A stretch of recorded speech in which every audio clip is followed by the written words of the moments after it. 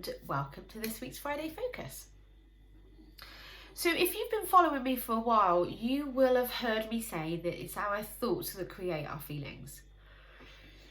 And you may also have heard me say that just because it's our thoughts that create our feelings doesn't always mean to say they have to be positive. What I wanted to talk about today is how to consciously and very deliberately think on purpose. So I want you to consider if you wanted an emotion, maybe it was sort of determination, or you wanted to feel focused, or whatever the emotion is, what have you got to think in order to feel that way? So what I'm going to do today is I'm just going to go down through some of the thoughts that I very deliberately choose to think, and I'm going to give you the reasons why I choose to think them. And I'm hoping that this is going to help you to sort of start this practice for yourself, really. What have I got to think, or what do I want to think in order to get where I want to go? So I hope this makes a bit more sense as I go through, but I think the first thought that I love is that love is always an option. Love is always an option. Now, when we want to choose to love somebody, it's us that experiences that emotion of love. So when I choose to love my children, I experience the emotion of love. I'm not able to push love into their body.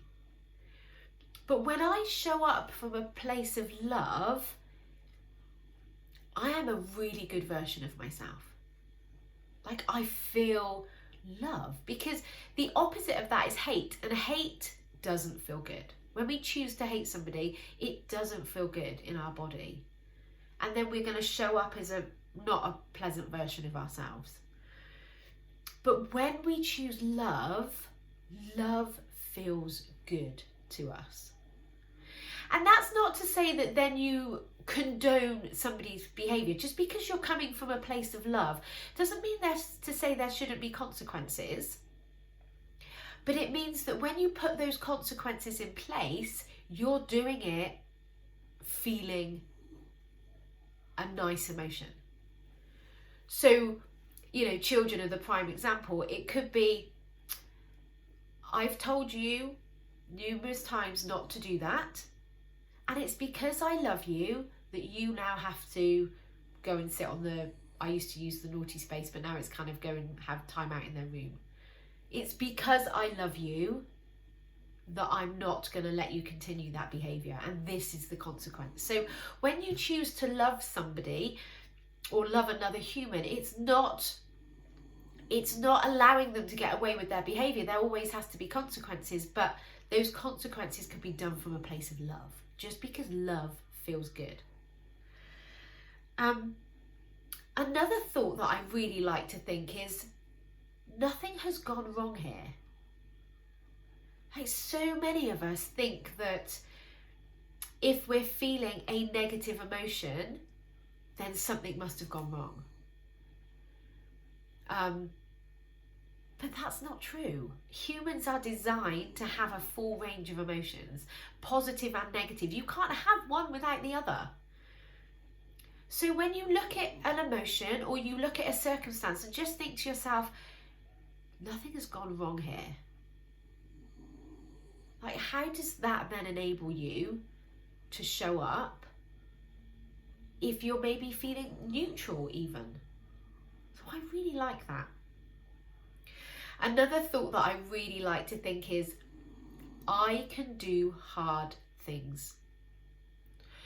So if my brain is telling me that, it's too hard to do the Friday Focus this week, setting up a business is hard, feeling the desire to eat sugar and not responding and eating the sugar is hard.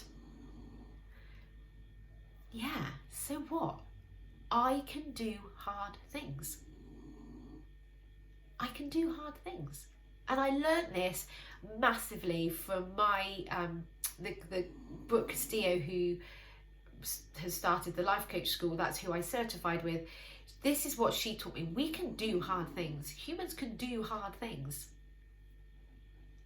And actually, when the other side of dealing with that hard thing, you feel so much more powerful.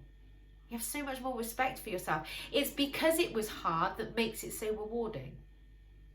And hard is an interpretation anyway, right? But I can do hard things is another really good thought. Another one, and I only heard this this morning, but I really like it. So I'm going to start using it more. And that's this thought. Suffering is sometimes familiar, but it's not necessary. So just think about that for a second. Suffering is sometimes familiar, but it's not necessary. And this kind of just kind of screams out to me, like if you're the type of person that suffers with anxiety, or you worry a lot, and you find that you're never, you maybe have this thought that that's just the way you are, that you're never going to change. Isn't it interesting to understand that that emotion of anxiety is your brain's familiar? Like it is used to feeling that emotion. And when something is familiar, even though it could be seen as negative, it's comforting. Our brain likes familiar. Our brain wants to seek comfort. So that sort of anger for some people, the pain, if you like, of feeling angry becomes familiar. Anger, the emotion of anger becomes familiar, and our brain likes familiar. So ironically, then the brain is kind of giving you an emotion because it's just familiar. But when you consider that it's not necessary, I was like, my mind was a little bit blown. So for me, my brain, it loves doubt, like self-doubt. The thought that it loves to give me is, I don't know, ... I don't know how to do ... I don't know what the answer is. I don't know how to behave. Like, I don't know is a very common sentence that I hear in my head. And when I think I don't know, I feel doubt, or I feel overwhelm. And because I've allowed doubt and overwhelm to keep me safe in the past, my brain is now, my body is now very familiar to those feelings, to those emotions. And it kind of literally thinks we're not dead, therefore everything must be fine. But when I say to myself, actually, overwhelm and doubt aren't necessary, I'm like, ooh, now what do I do? Now that means that I can actually go out and do the things that that used to hold me back.